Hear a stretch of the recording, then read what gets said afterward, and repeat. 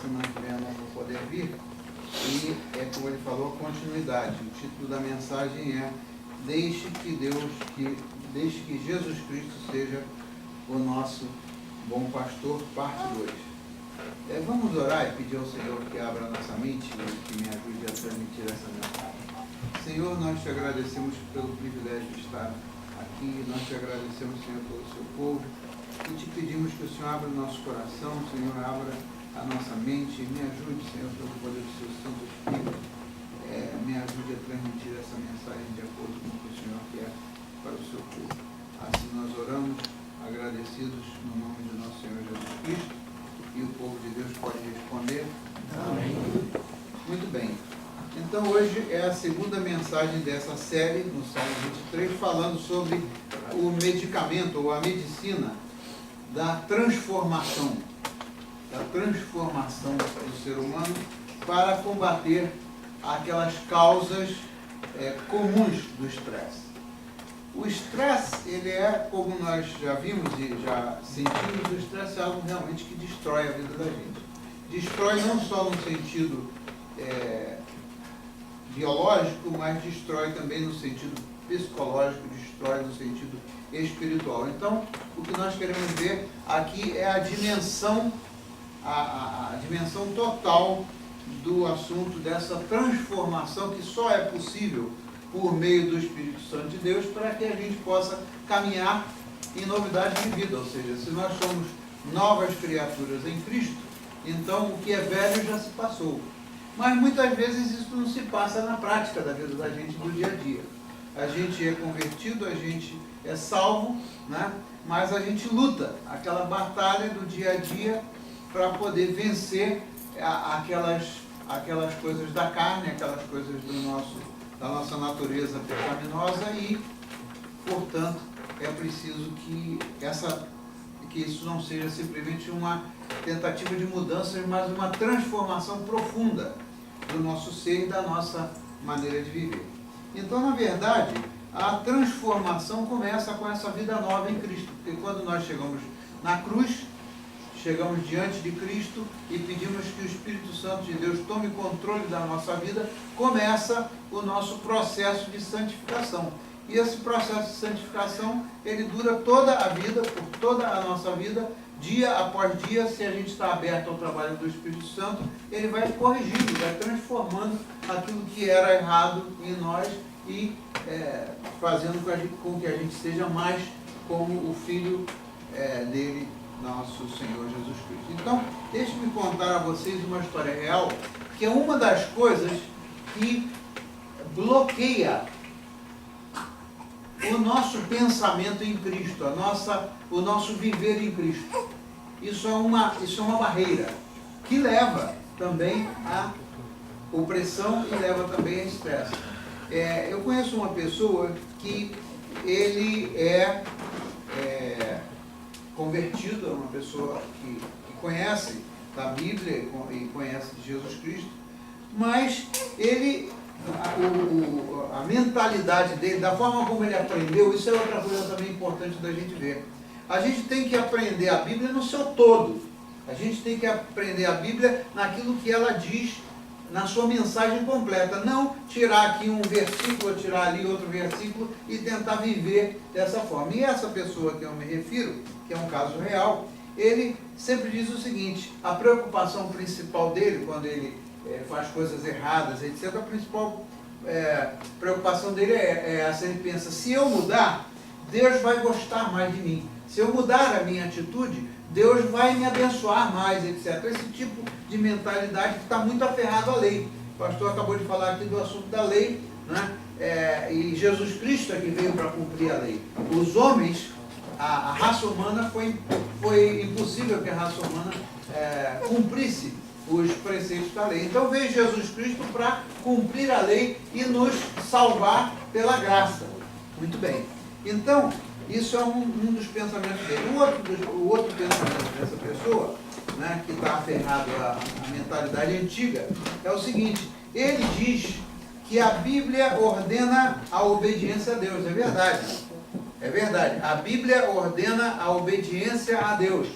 Só que se você tirar isso daí do contexto, se você se fixar nisso, você vai acabar querendo ser um escravo da lei, porque não é pela lei que a gente é salvo. Então, ele diz o seguinte: a Bíblia nos ensina que nós devemos obedecer a Deus. Então, ele continua pensando, se eu for obediente, eu serei aceito por Deus.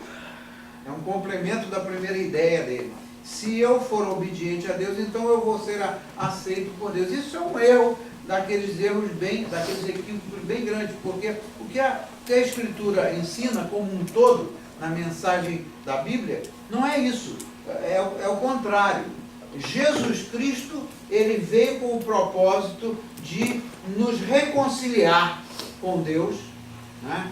E nesse propósito dele de nos reconciliar com Deus, ele fez tudo o que era necessário, não só para obedecer à lei que tinha sido estabelecida, mas também para nos tirar da escravidão da lei, como o apóstolo Paulo ensina, para nos tirar da escravidão da lei. E inclusive o apóstolo Paulo, ele diz o seguinte: você foi feito livre, você foi liberado da escravidão, você agora quer voltar a ser escravo? Você quer voltar a ser escravo da lei ou do que quer que seja? Então, na verdade, nós obedecemos e devemos obedecer não para ganhar a graça de Deus, mas pelo fato de que nós fomos alcançados pela graça de Deus, como resultado daquilo que Jesus Cristo fez por nós, como resultado da salvação em Jesus Cristo, é que nós obedecemos. Então, é um pensamento semelhante ao que o pastor acabou de falar. A gente entrega o dízimo não porque é uma obrigação, ou não porque é uma troca, mas porque é uma gratidão, uma expressão da nossa gratidão. Da mesma maneira, nós fomos salvos para servir. Então, como é que a gente vai ser salvo e vai se fechar e usufruir das bênçãos da salvação e não passar essa bênção para outras pessoas? Então, não existe aí um vínculo de obrigação, existe um vínculo de gratidão. A gente obedece. Quando Jesus Cristo falou, vá e pregai o Evangelho a toda a criatura, ensinando-os aquilo que eu os deixei, né? A gente obedecer a esse mandamento, como o outro mandamento de amai-vos uns aos outros, é um resultado daquele trabalho que Jesus Cristo fez para nos salvar e para nos tirar daquela nossa condição. Então, na verdade, nós somos justificados e aceitos não pelas nossas boas ações, mas tem um probleminha. Nós, seres humanos, nós gostamos de nos glorificar, nós gostamos de chamar a glória para nós, ou de chamar o mérito para nós, pelas coisas boas que a gente faz. Não é isso? Isso não é a nossa mentalidade como seres humanos. Toda vez que a gente faz uma coisa boa por alguém, a gente bate no peito, a gente deve até agradecer e ter alegria no coração porque a gente fez uma coisa boa. Mas não é pelo fato de que a gente fez uma coisa boa que a gente vai receber alguma porção maior da graça do Senhor. Então, esse pensamento dessa pessoa vai desaguar no assunto de salvação pelas obras e não pela graça. Agora, eu vou dizer o seguinte, que essas mudanças, a mudança de mentalidade nossa, em lugar de a gente, porque fez uma coisa boa, a gente tirar o mérito disso, porque na verdade a gente não tem mérito de nada, tudo que a gente recebe, tudo que a gente tem, tudo que a gente é pela graça de Deus, é gratuito, não tem que fazer nada a não ser crer no Senhor Jesus Cristo e ser salvo, né? A gente é salvo pela fé. Então, esse probleminha aí que eu quero dizer é o seguinte, essas mudanças radicais, porque na verdade, mudar a nossa mentalidade requer uma mudança radical de pensamento. Não é uma mudançazinha, não é uma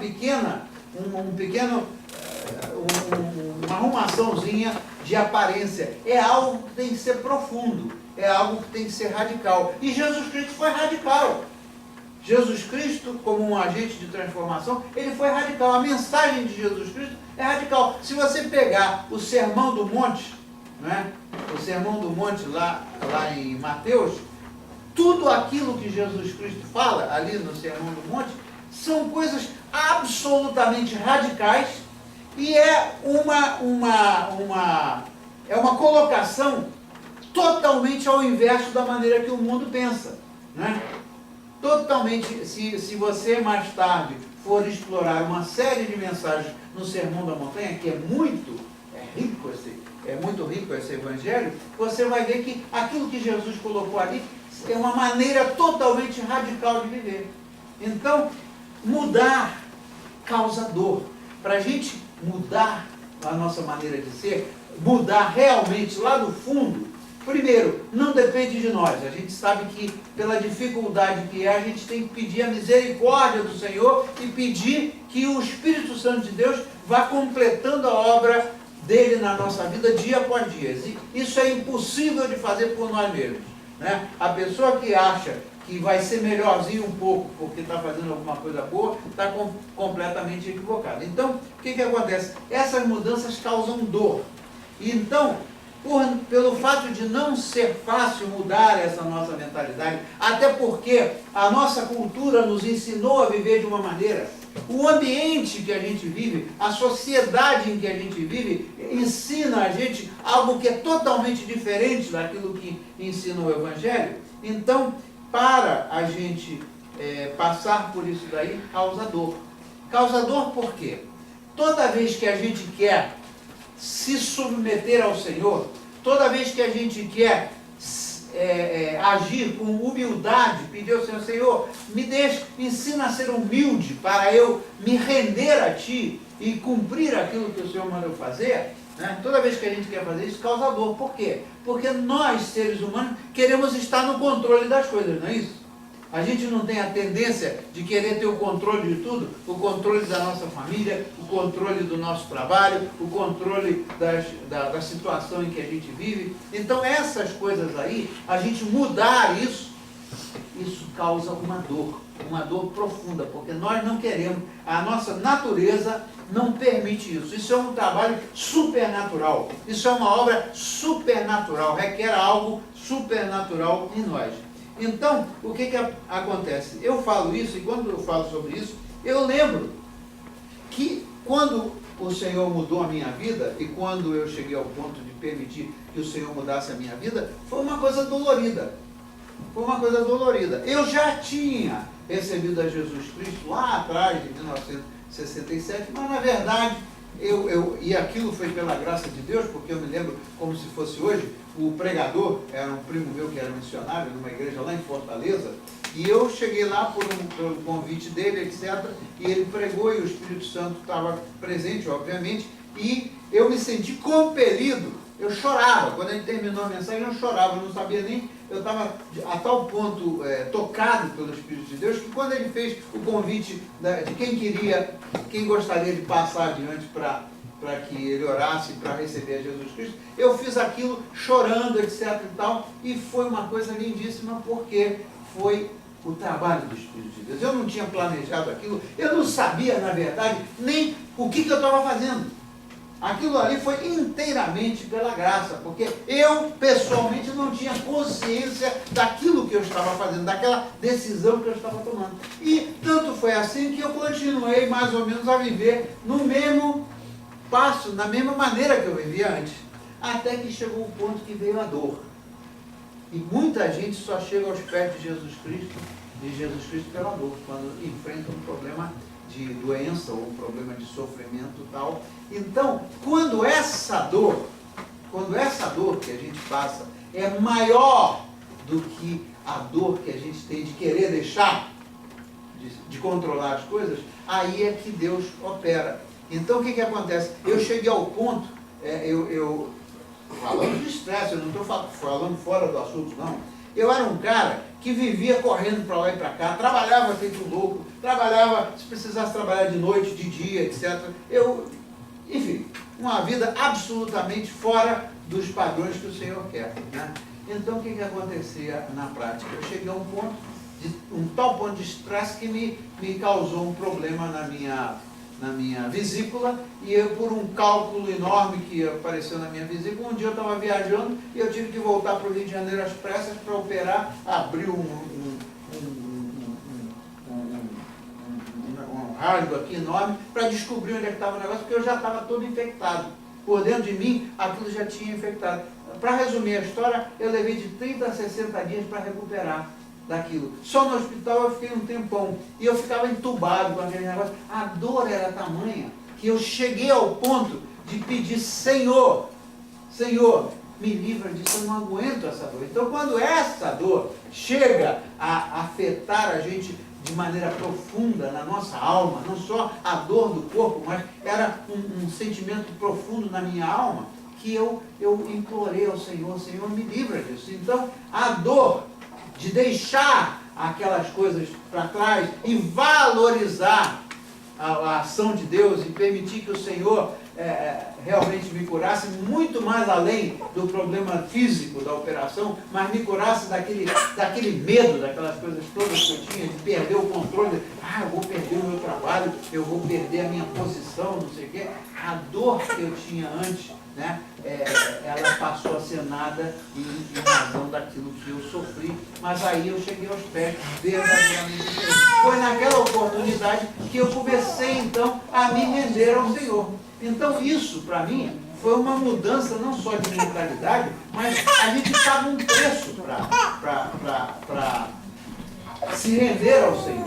Uns têm o privilégio de se render ao Senhor de uma maneira suave, porque Deus trabalha com cada um de maneira diferente, mas outros sofrem. E o meu caso foi pelo sofrimento. Então, isso aí foi o meu testemunho.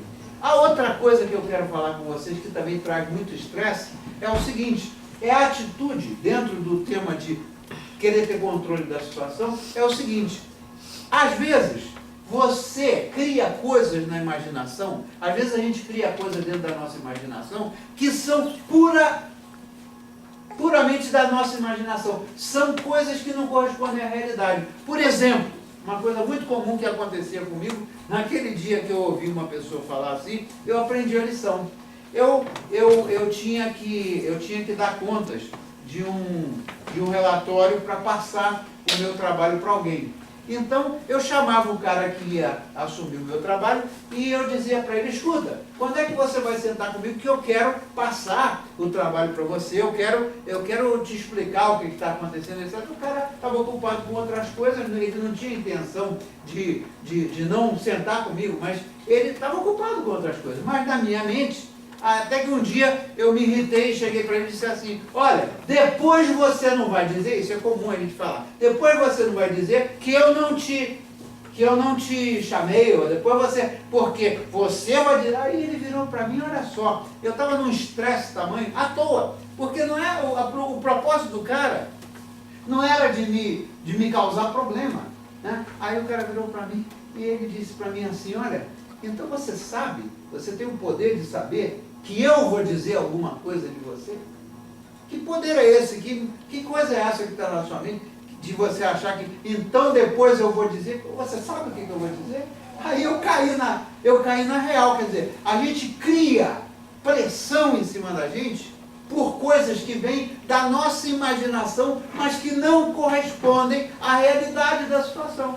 Aí a partir daquele momento eu fiquei tranquilo, né? E não fiquei mais botando pressão em cima de mim. Então, essas coisas todas dependem de mudança de mentalidade. Mas uma mudança de mentalidade que é mais profunda do que a gente pensa e tem essas dores aí de conflitos à toa. Eu estava criando um conflito com um cara sem necessidade nenhuma. Quantas vezes a gente pensa que o outro vai fazer não sei o quê e a gente não sabe nem o que o outro vai fazer, a gente não tem o poder de saber como é que a pessoa vai reagir. Então, o diabo, né, a gente tem que cair na real, né, como diz lá no Brasil, o diabo, ele quer que a gente fique bastante preocupado. Essa é a função dele, para a gente ficar bastante preocupado. Olha, eu vou fazer isso porque, senão no ano que vem, o que vai acontecer no ano que vem? Eu não sei, nenhum de nós sabe o que vai acontecer daqui a meia hora, daqui a 5 minutos. Como é que a gente vive botando pressão? Porque eu vou ficar doente. Como é que eu vou ficar doente? Como é que eu sei que vou ficar doente? Eu tenho que preservar a minha saúde, mas botar preocupação em cima da mente, pressão em cima da gente, é algo que requer uma mudança profunda, que não depende só da gente, depende do Espírito Santo de Deus, para ir limpando essa área e mudando o nosso pensamento. Então o ponto aqui é o seguinte: para nós sermos transformados, nós precisamos realmente entender que dependemos totalmente de Deus e nos rendermos a Ele. Hoje de manhã, quando eu estava no estudo bíblico, antes do culto, a gente estava fazendo um comentário muito interessante. E a gente chegou a um comentário que é o seguinte: geralmente a gente procura a Deus para as coisas que são grandes, né? Eu estou com um problemão. Quando eu estou com um problemão, aí eu me lembro de pedir a Deus o que eu quero pedir a Ele. Mas e as coisinhas pequenininhas que a gente pensa que não implicam em consequências para a gente e que a gente não está nem aí? A gente vai fazendo aquelas coisinhas pequenas que supostamente não tem implicação nenhuma, mas aquilo vira um hábito. Aquelas coisinhas que a gente vai querendo resolver pela gente mesmo, sem ouvir o Senhor, aquilo leva a gente também a hábitos que não agradam ao Senhor. Então, nós devemos abraçar aquilo que Deus tem para fazer na nossa vida. Não tem outra opção. Ou a gente crê, ou a gente não crê. O que está escrito lá que a gente viu no domingo passado? O que diz o versículo 1? Vamos ver se vocês se lembram. Acho que todo mundo sabe esse versículo. O Senhor é o quê? E o quê?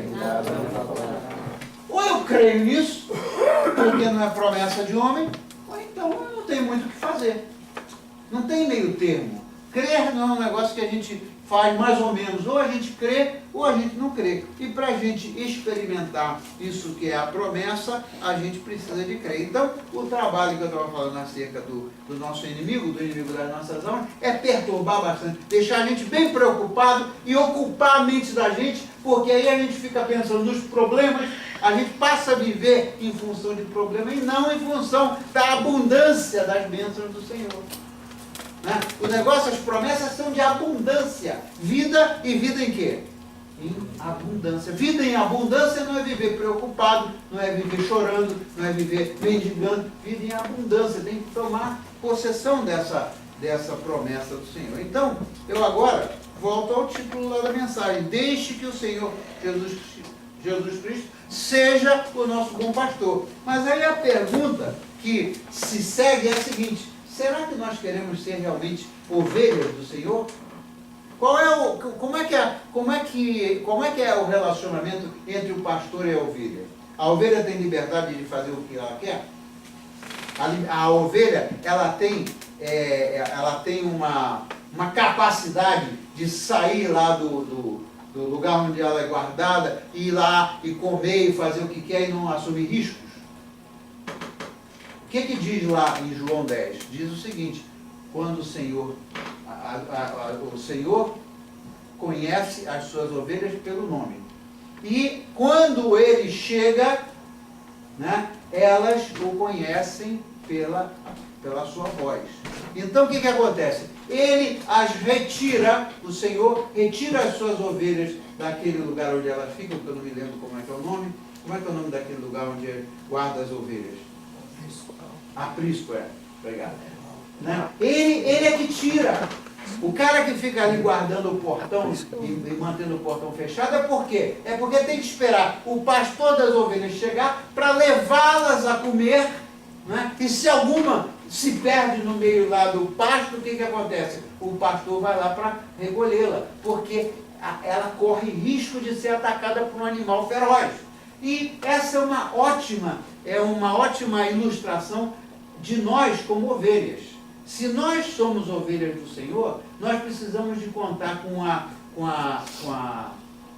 proteção dele, contar com a orientação dele, porque diz que ele vai à frente das suas ovelhas. Quando ele abre a porta para elas saírem do aprisco, ele vai à frente.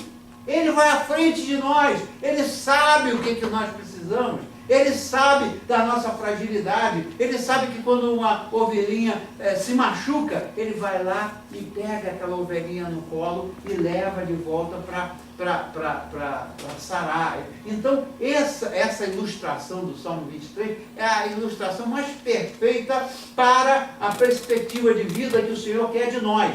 O que Ele espera de nós? Que a gente seja como ovelhinhas. Nós somos como ovelhinhas, precisamos dele para nos guiar, para nos levar, para nos trazer, estar à frente de nós. Quando termina lá que todas as ovelhinhas comeram, elas voltam para o aprisco e aí o portão é fechado, porque se chegar um ladrão ou se chegar um malfeitor que vem entra pela outra porta, né, pela porta dos fundos, aí as ovelhas vão se assustar, porque elas estão acostumadas com o quê? Com aquele pastor que as conduz. Isso que o Senhor espera de nós, e não a nossa autossuficiência. Então, qual é a boa notícia aqui? Qual é a boa nova aqui? A boa nova é o que está escrito no versículo 2. O que está escrito lá no versículo 2? Deitar-me faz, essa versão eu acho que é da NIV, que diz o seguinte: deitar-me faz em pastos verdejantes, guia-me mansamente a águas tranquilas. Essa é a promessa dele, né? Ele leva a gente a descansar, a relaxar. Então, é essa a função do pastor, e a nossa função, se a gente quer ser ovelha, é a gente se deixar ser guiados por ele, para ele nos deixar relaxar e nos dar a tranquilidade que a gente precisa, porque a vida vai passar rápido. Hoje você tem 30, amanhã você tem 50, depois tem 80, quando você chega no final, passou rapidinho. Quantos dias eu perdi na minha vida preocupado com isso, preocupado com aquilo? Quanto tempo eu tirei na minha vida para descansar? Quanto tempo eu tirei na minha vida para tomar férias, etc. Então, essa é a pergunta: será que de fato nós queremos ser ovelhas? E eu volto então ao ponto de partida. Aquela transformação, ela é uma transformação a nível espiritual. A transformação profunda que a gente precisa é uma transformação espiritual. E onde é que ela opera? Onde é que ela opera, essa transformação, quando nos deixa ficar tranquilos no meio de todas as turbulências, no meio de um monte de problemas? A gente não sabe de onde vem aquela paz, mas a gente sabe que vem da parte do Senhor. Isso daí é uma transformação de mentalidade muito profunda. E opera aonde? Onde é que reside as nossas emoções? Onde é que as nossas emoções residem? Na nossa alma. As nossas emoções não residem na nossa mente. As nossas emoções, elas residem na nossa alma. Tanto é que as nossas emoções do dia a dia, o homem comum, o que acontece? A gente está feliz, uma das nossas emoções é estar alegre, contente e feliz, não é isso? Então, a gente está feliz, geralmente em que circunstâncias? Quando tudo está bem, né? Quando tudo está funcionando bem, quando a gente está conseguindo as coisas que a gente quer, as coisas que a gente acha que precisa, etc, etc, a gente está feliz. A nossa alma é que expressa essa alegria, porque a gente está feliz, a gente está gargalhando. Agora, quando as circunstâncias mudam, quando as circunstâncias não são boas, quando o que a gente está vivendo não é aquilo que a gente esperava dentro da nossa mentalidade humana, né?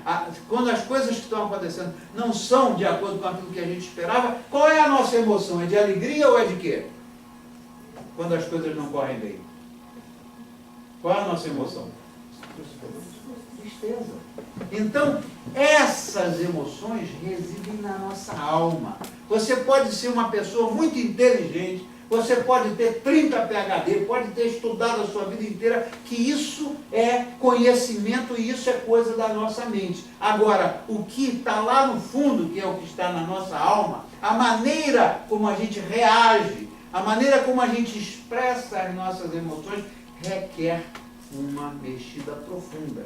E isso que é o propósito do Senhor. Ele espera de nós, não que a gente queira ser melhorzinho, ou que a gente seja muito ruinzinho, para nos abençoar ou para derramar a graça dele na nossa vida. Não depende. Se dependesse da nossa bondade ou da nossa, de sermos, de que fôssemos pessoas muito boas, a gente não ia chegar a lugar nenhum, porque na verdade nós não somos. essa maravilha, né? A gente pode ter virtudes, como temos, todos nós, mas temos também coisas que não agradam ao Senhor. Então, o que acontece na prática? Essa mudança radical, essa coisa radical, tem que operar na nossa alma. E para que isso opere na nossa alma, o que diz o versículo 3? Para a gente chegar ao final desse... Não é o final, porque quando fala de emoções e a transformação e o trabalho de Deus na nossa alma, vai ser o objeto da nossa próxima conversa, que se dará possivelmente daqui a 2 domingos. Então, o que acontece? O que diz o versículo 3? O que diz lá? Pega lá, por favor, o versículo 3. Vamos ler o versículo 2 e o versículo 3, mas prestar atenção no que diz o versículo 3. Vamos ver lá. Salmo 23.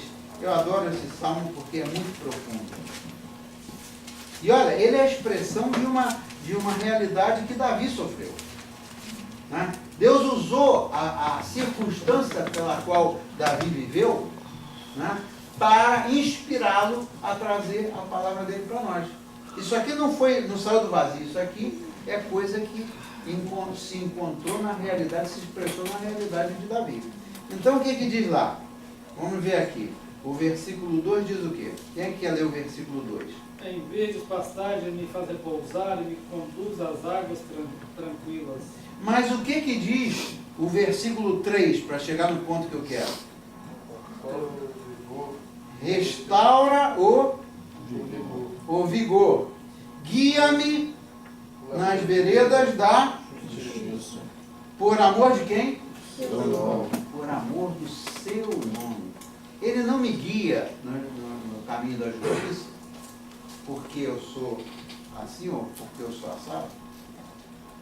Por amor ao próprio nome dele. Tem uma outra tradução que diz que, se a gente trouxer do inglês para o português, diz que restaura a minha alma. Eu prefiro mais aquela outra tradução que diz restaura a minha alma. Essa promessa é o que a gente deve se agarrar com ela. Senhor, me ajuda, o que eu preciso para ser transformado é que o Senhor restaure a minha alma. Porque quando o Senhor restaura a nossa alma, o que acontece na prática? A gente já não se incomoda mais, já não se perturba mais, já não se amolesta mais, não se molesta mais com as coisas, com as circunstâncias em redor. A gente não vai estar triste porque as coisas estão bem, ou a gente não vai estar triste porque as coisas estão mal, ou não vai estar alegre porque as coisas estão bem. A gente vai estar alegre porque essa alegria vai vir do Senhor, independente das circunstâncias. Então, para encerrar, eu vou deixar com vocês algumas perguntinhas para vocês refletirem durante esse período aí e continuarem a ler. Por favor, continuem a ler o Salmo 23, porque cada vez que a gente lê, abre os olhos, o Espírito de Deus abre os olhos de uma maneira diferente. Mas antes de deixar com vocês esse questionáriozinho para vocês refletirem sobre ele, em termos até de pedir ao Senhor oração, porque cada um de nós sabe onde é que o calo dói, né? Eu vou dizer a vocês uma coisa que eu vi uma vez, que eu nunca tinha visto igual. Uma senhora, porque eu encontrei essa senhora no Canadá, essa senhora tinha uns 60 e poucos anos, nem estava muito velha, mas ela tinha sido missionária no Brasil, canadense, tinha sido missionária no Brasil, lá no oeste do Brasil, quase por toda a vida. Ela foi para lá, jovenzinha, aí depois voltou ao Canadá, casou com outro missionário, viveu no Brasil como missionário, quando lá no Brasil não tinha nem energia elétrica naquela área. Essa mulher dedicou a vida dela todinha para o Senhor. Você sabe o que aconteceu? No dia que ela voltou para o país dela, porque lá ela tinha assistência médica decente e tal, no dia que ela voltou para o país dela, ela já estava no fim. Ela já tinha um câncer, ela vivia com aqueles tubos de gás, ela tinha um câncer no pulmão que já estava corroendo. Eu nunca vi uma pessoa, já com os dias contados, ela sabia que ela já estava no final. Eu nunca vi uma pessoa com uma alegria, não é ficar assim, abrindo um sorriso falso, não. Aquela mulher tinha uma alegria dentro dela, uma alegria no coração dela, que eu me senti envergonhado no dia que eu fui lá para conhecê-la e para falar com ela. Porque eu vi que o testemunho de vida daquela mulher, ela de fato era uma nova criatura. Ela estava chegando ao fim da jornada dela, mas ela tinha deixado que Deus mudasse radicalmente a vida dela, de maneira que ela dizia, naturalmente ela dizia, eu sei do meu futuro, eu sei que eu vou viver com o Senhor e tal, mas eu tenho alegria. Se fosse eu, possivelmente, né? Se fosse eu, possivelmente, eu ia estar lamentando. Meu Deus, eu espero que eu não vá tomar uma atitude dessa, mas se fosse eu, na minha limitação, quem sabe eu estaria reclamando, Senhor, eu dediquei toda a minha vida para o Senhor, eu servi lá no fim do mundo, né? Saí do meu país, onde eu tinha todo o conforto, para ir lá para o interior do Brasil. Quantas pessoas aquela mulher levou a Cristo, quantas igrejas ela implantou lá, né? E teria, talvez se fosse eu, Senhor, por que eu agora vou morrer? Por que eu não tenho direito nem de usufruir, de me aposentar e usufruir de alguns dias? Não era essa a mentalidade dela. Não era essa a mentalidade dela. A mentalidade dela era, ela tinha alegria porque tudo que ela fez na vida dela foi feito com amor para o Senhor, porque a graça de Deus alcançou aquela mulher de tal maneira que todo mundo que ia falar com ela se chocava de tão alegre, tão feliz que ela estava. Então, para a gente refletir sobre esses assuntos, eu queria deixar algumas perguntinhas para vocês, né? É um questionáriozinho para vocês pensarem a respeito do assunto, em termos da maneira como vocês vivem e da maneira como eu vivo. Eu não estou falando de vocês, eu estou me incluindo nisso. Primeira pergunta, você está sempre com pressa? Você está sempre correndo com pressa para aqui, para ali, para cumprir a sua agenda? Segunda pergunta, é a sua lista de coisas a fazer a cada dia exageradamente longa? Quantas vezes a gente se impõe uma pressão de fazer coisas, de cumprir uma agenda durante o dia? Para amanhã eu estou planejando fazer isso, mais isso, mais isso, mais isso, mais isso, mais isso. A gente sabe que não vai conseguir cumprir aquilo, mas a gente se impõe uma pressão em cima da gente sem nenhuma necessidade. Só faz desgastar e levar a estresse. Então, a sua lista de coisas a fazer é sempre exageradamente longa. Número 3, você usa os seus dias de folga para buscar coisas para fazer em lugar de adorar ao Senhor? Em lugar de dedicar tempo da sua vida para o Senhor, de dedicar tempo da sua vida para a oração? O seu carro não funciona se você não botar gasolina. O meu carro não funciona se não botar gasolina. Então, esse é o combustível que nós precisamos. É o alimento espiritual. A outra pergunta, número 4. Você tem uma ou mais pessoas que sempre lhe disseram para você ir mais devagar, para você abaixar a bola e você nunca prestou atenção naquilo? Né? Número 6. Número 5, você tem que ficar doente para poder parar? Será que só no dia que você está se sentindo muito mal, está acometido por um problema qualquer de saúde, é que você para? Tem que pensar nessas coisas, né? É isso que Deus não quer que você faça. Depois, número 6, você se sente culpado de você estar simplesmente relaxando sem fazer nada? Tirar um dia para ficar, olha, hoje é o dia que eu vou relaxar, hoje é o dia que eu vou curtir a minha família, hoje é o dia que eu vou... Será que você se sente culpado de estar simplesmente sem fazer nada? E a última pergunta, é você uma pessoa viciada no trabalho? Quantas pessoas usam o trabalho como uma maneira de escapar da sua própria realidade? Você pode ver que se uma pessoa busca muito a trabalhar, além da conta, você pode observar o seguinte, alguma coisa aí está errada. Certamente essa pessoa está usando o trabalho como uma maneira de escapar da sua própria realidade, de escapar do vazio que existe dentro de si. Tanto é que tem pessoas que saem do trabalho agora, já estão pensando no que vão fazer quando chegar em casa para completar o que não fez, o que vai fazer amanhã de manhã, o que vai fazer no trabalho. Então, isso é o que o inimigo das nossas almas quer. Ele quer que a gente fique bem ocupado com uma opção de coisas, ficar sem tempo para fazer nada, porque aí a gente não tem tempo de conversar com o Senhor, não tem tempo de relaxar e desfrutar o dom da vida. Amém? Então vamos fechar os nossos olhos e orar ao Senhor e pedir a Ele que nos ajude. Amém? Senhor, nós precisamos de fato, Senhor, da sua ajuda, do trabalho do Seu Santo Espírito na nossa vida para restaurar a nossa alma.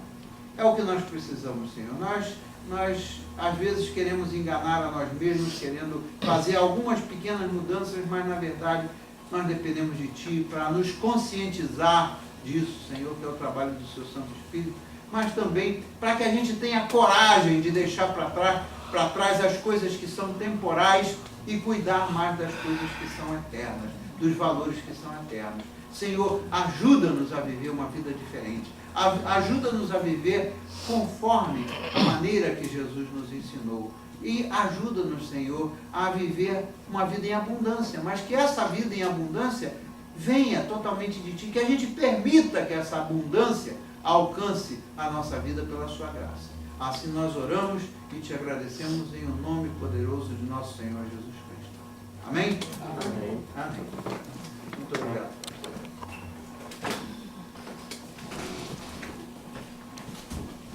Espero que essa semana